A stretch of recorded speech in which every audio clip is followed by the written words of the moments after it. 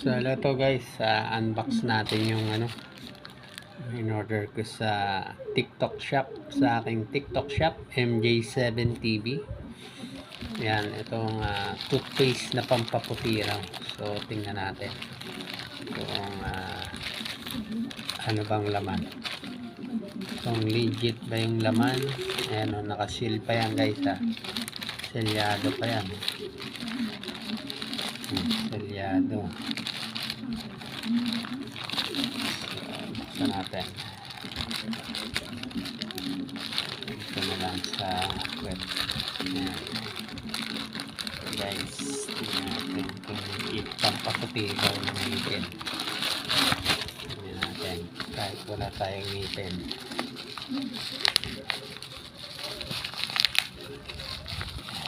Ito na lang, buy one take one daw. Maliit.